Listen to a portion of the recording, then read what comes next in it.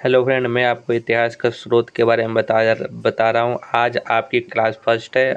मैं आपको होने वाला पूरे क्लास के बारे में बताऊंगा, जितने इम्पोर्टेंट इतिहास के क्वेश्चन बनने वाले। आज ये फर्स्ट क्लास है और इस क्लास में मैं भारतीय इतिहास का स्रोत के बारे में बताने जा रहा हूँ। इसमें 1 से लेकर 30 तक, ये ऐसे तो मैंने दिया 1 से 30 तक क्वेश्चन होंगे, बट इसमें लगभग 50 क्वेश्चनों का आंसर मिलेगा जो प्रीवियस ईयर में हर साल पूछे जाते हैं। पहला, जैसे कि भारतीय इतिहास के स्रोत, मतलब हमें भारतीय इतिहास के क्या क्या स्रोत है इसके, ये हमें पता चलते हैं। पहला क्वेश्चन है, जिस काल की मानो घटनाओं की कोई भी लिखित वर्णन उपलब्ध नहीं हो, उस काल को क्या कहते हैं? प्रागैतिहासिक काल कहते हैं। और दूसरा क्वेश्चन हमारा, प्राचीन भारतीय इतिहास लेखकों के पुरातात्विक स्रोतों किस काल के हैं? जो है ये काल है प्रागैतिहासिक काल।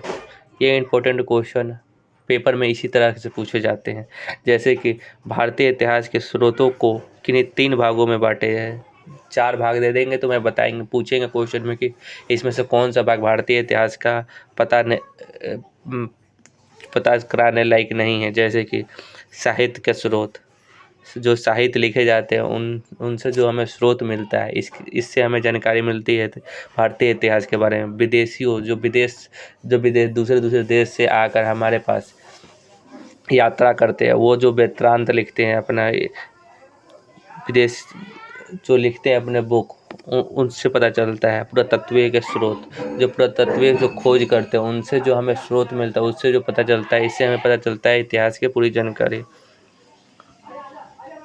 अब अगले क्वेश्चन पर हम चलते हैं। भारतीय इतिहास के जानने के लिए साहित्य स्रोतों को किन 2 भागों में बांटा गया है? भारतीय स्रोत और विदेशियों से स्रोत, 2 भागों में बांटा गया है।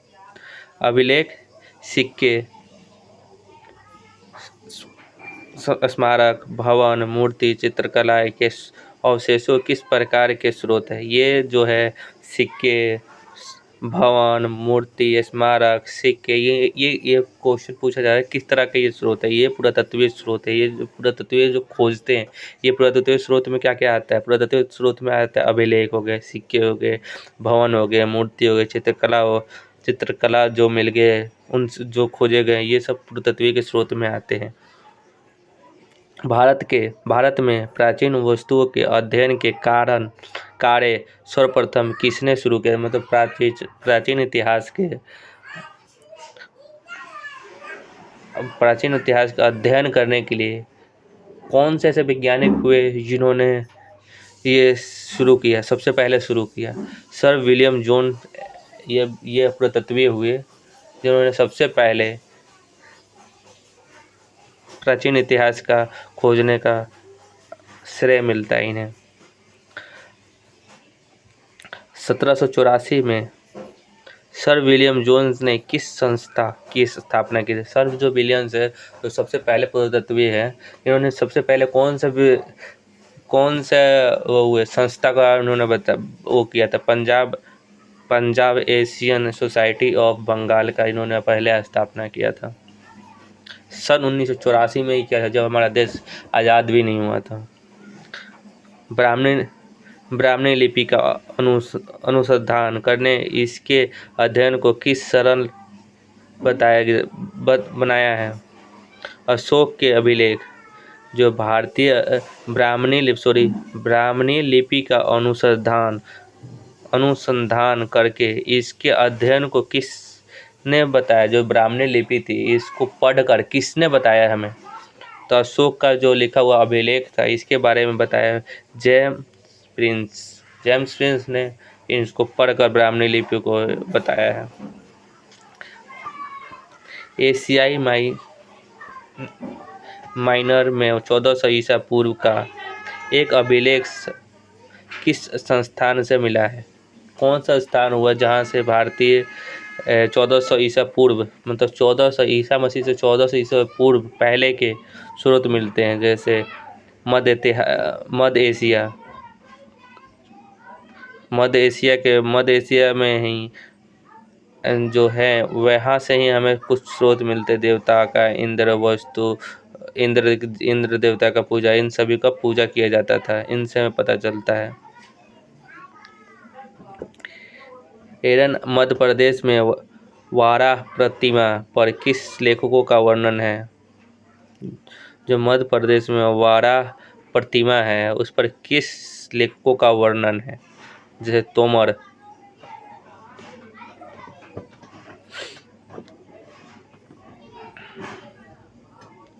किस अभिलेख में पता चलता है कि ईरानी सम्राट डेरियन प्रथम ने सिंधु नदी घाटी पर अधिकारी कर लिया था?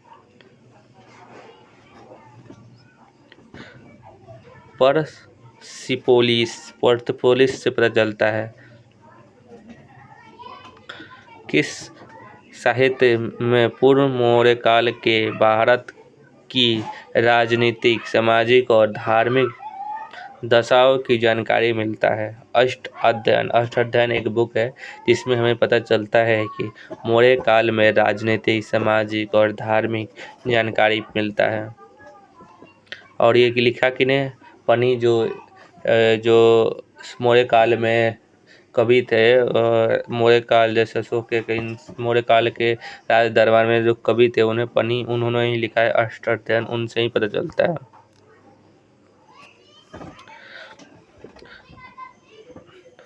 नंद एवं मौर्य वंश के पता गुप्त वंश की स्थापना किस जानकारी की साहित्य में है? मतलब नंद वंश और मौर्य वंश का पतन का जानकारी, गुप्त वंश की संस्थापना की जानकारी किस साहित्य में? मतलब नंद वंश और मौर्य वंश का पतन जो हुआ और गुप्त वंश का जानकारी जो हमें मिलता है, इन कौन सा अभिलेख है जिसमें हमें पता चलता है? मुद्रा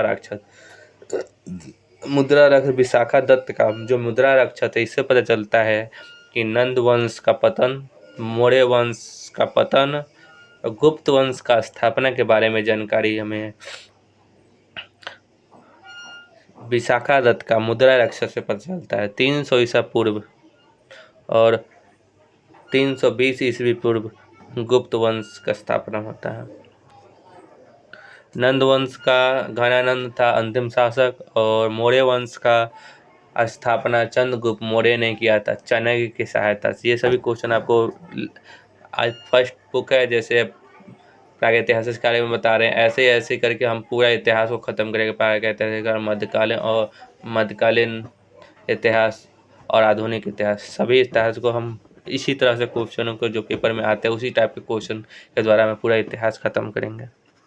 जैसे जैन भिक्षुकों के आचार्य नियमों का उल्लेख किसमें मिलता है? जो जैन भिक्षुक थे, आचरण उनका है, उनका नियमों का उल्लेख किसमें मिलता है? आचार सूत्र में मिलता है। आचार एक सूत्र है, आचार सूत्र, उसी से पता चलता है जैन भिक्षुकों का आचार्य का पता। महावीर स्वामी के जीवन की जानकारी किसमें मिलता है? जो महावीर स्वामी हैं उनका जीवन का सार किसमें मिलता है? भगवती रस जो है बुक, उसमें मिलता है भगवान महात्मा महावीर का बारे में पता। 36,000 प्रश्न। अगला क्वेश्चन, किस साहित्य में राज विक्रमादित्य के बारे में जानकारी मिलता है? किस साहित्य जो है उसमें राजा विक्रमादित्य के बारे में जानकारी मिलता है? कथा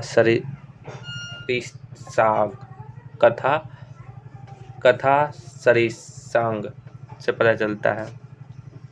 कश्मीर राज्य में स्त्रियों की पतनोन्मुख सामाजिक स्थिति का वर्णन किस साहित्य में है?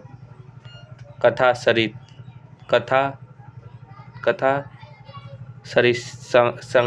संग्रहाल, इससे पता चलता है। ये एक रचना है जिसने इन्हें लिखा है, उनका नाम है सोम देव सोमदेव थे जिन्होंने कथा सारांग लिखा है, जिससे पता चलता है कि कश्मीर राज्य का सामाजिक स्थितियों के बारे में जानकारी। कल्हड़ द्वारा लिखित गया राजतरंगिणी। कल्हड़ ने एक राजतरंगिणी लिखा है। राजतरंगिणी में किसका इतिहास लिखा है? पहला क्वेश्चन तो ये बन गया, कल्हड़ जो है उन्हें कौन सा बुक लिखा है? तो कल्हड़ ने एक राजतरंगिणी बुक लिखा है। इस दूसरे तरह से क्वेश्चन पूछा, राजतरंगिणी किसने लिखा है? तो राजतरंगिणी लिखने वाला कल्हड़ थे। कल्हड़ ये इन्होंने कश्मीर के बारे में लिखा है, कश्मीर का जानकारी मिलता है। जो तरंगिणी है, राजतरंगिणी है, इसमें कल्हड़ ने कश्मीर का जानकारी देते हैं, कश्मीर के बारे में बताते हैं। मौर्य काल की घटनाओं की जानकारी किस साहित्य से मिलता है? जो मौर्य काल है, चंद्रगुप्त मौर्य का काल, उनकी जानकारी का स्रोत क्या है? कौन से साहित्य से मिलता है? अर्थशास्त्र। अर्थशास्त्र जो चाणक्य ने लिखा था, जो चंद्रगुप्त मौर्य का राज दरबार मंत्री भी थे, उन्होंने लिखा था अर्थशास्त्र। इंडिका मैगस्थनीज ने जो इंडिका लिखा था, इससे भी पता चलता है मौर्य काल का जानकारी साहित्य से, मौर्य काल की जानकारी। इन ऐसे ही बहुत से बुक हुए जिससे पता चलता है मौर्य काल का बारे में।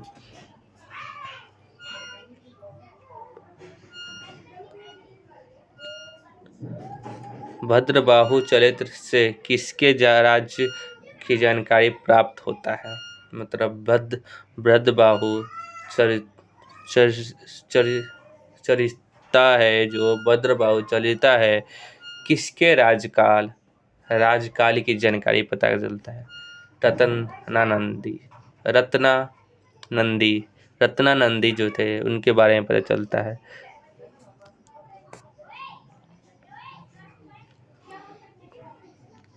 सुंग वंश का इतिहास की साहित्य में वर्णन है। सुंग जो वंश हुए उनका इतिहास के बारे में किस साहित्य में मिलता है?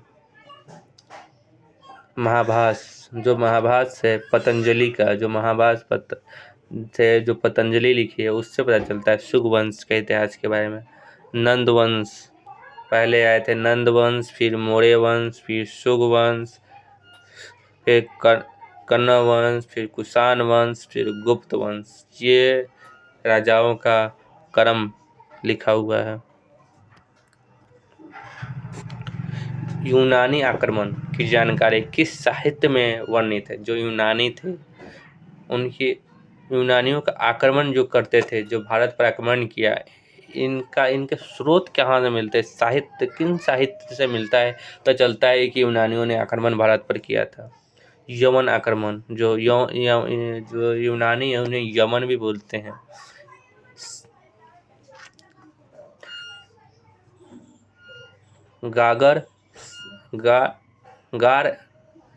गार्गी संहिता से पता चलता है, गार्गी संहिता से।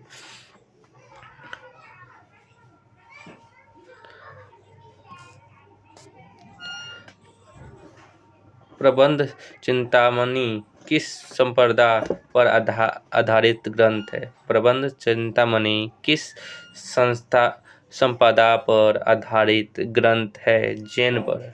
जो जैन पर आधारित यह एक ग्रंथ है। रचना मेरुत्रुंग ने किया था। मक्षकटिका का 10 कुमार चरिता नामक ग्रंथ में किस के समाज का संस्कृति का विवरण है? गुप्त काल का। मक्षकटिका में शूद्र और 10 कुमार चरित्र दंडी द्वारा लिखा गया। फाहियान ने किस पुस्तक की रचना की है? फो क्यू की इन्होंने रचना किया है। चंद्रगुप्त द्वितीय के समय, चंद्रगुप्त द्वितीय ये गुप्त वंश के बारे में बताता है। चंद्रगुप्त द्वितीय जो समुद्रगुप्त का बेटा हो गया। एक चंद्रगुप्त हमने पढ़ा था, चंद्रगुप्त मौर्य, जो मौर्य वंश के संस्थापक थे, तो ये चंद्रगुप्त हैं। ये गुप्त वंश के समुद्रगुप्त के बेटे हुए चंद्रगुप्त जो द्वितीय, इन्हीं के काल में फोक्यूस किए थे। हेंगसोंग ने किस पुस्तक की रचना, हेंगसोंग थे जो चीनी यात्री आए थे, इन्होंने कौन सा बुक का लिखा था? इन्होंने सी यू की लिखा था, सी यू की। ये किनके काल में आए थे? ये हर्षवर्धन के काल में आए थे भारत, ये हर्षवर्धन के काल में आए थे। सी यू की इन्होंने पुस्तक लिखा। ये बहुत ज़्यादा क्वेश्चन पता, मोस्ट इम्पोर्टेंट है। हर्ष हेंगसोंग ने किस पुस्तक की रचना की है? ये किसके काल में आए थे? ये कहाँ से आए थे? इस टाइप के क्वेश्चन पूछा जाता है। अरबी यात्रियों लेखकों में प्रमुख लेखक कौन है? और जो अरबी यात्री हैं लेखकों में प्रमुख लेखक कौन हुए? अल-बरूनी, ये एक अरबी लेखक थे जो उज़्बेकिस्तान से आए थे। अल-मुसदी जो बगदाद से आए थे। सुलेमान जो तुर्क से आए थे।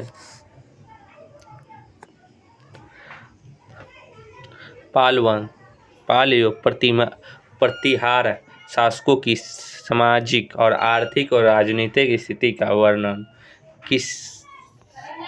किसने किया है? सुलेमान ने किया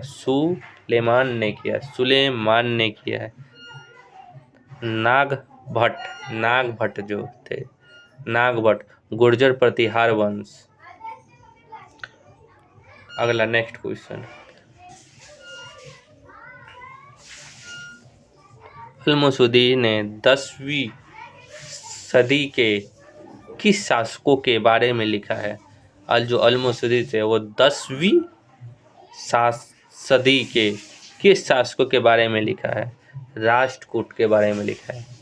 जो अल-मुसदी थे जो उन्होंने राष्ट्रकूट और प्रतिहार वंश के बारे में लिखा है। अल-मुसदी 10वीं शताब्दी के थे। 10वीं शताब्दी मतलब 1000 ईस्वा के समय के थे, जो राजपूत वंश के समकालीन हुए। राजपूत वंश में दंत दुर्ग किसके द्वारा अश्वमेध यज्ञ किए जाने का उल्लेख मिलता है? जो अश्वमेध यज्ञ जो आपने सुना होगा रामायण, उसमें जो राम ने अश्वमेध यज्ञ करवाया था, वो ऐसा कौन से राजा हुए उन्होंने भी ये यज्ञ करवाया था? इसका उल्लेख महाभाष्य में है।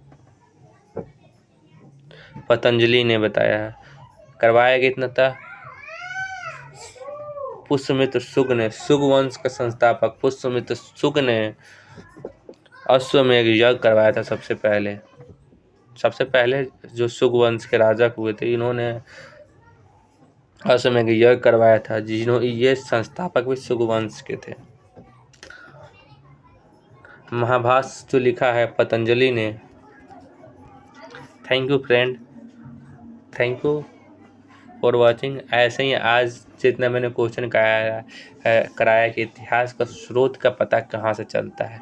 और अगला ही चैप्टर जो नेक्स्ट आएगा इसमें इससे आगे बताया जाएगा, स्टेप बाय स्टेप, एक के बाद एक सभी क्वेश्चन इतिहास से रिलेटेड आपको पढ़ना है। तो हमारे यूट्यूब चैनल को सब्सक्राइब कीजिए, लाइक कीजिए एंड शेयर कीजिए और कंटिन्यू हमारे साथ बने रहिए। Thank you for watching.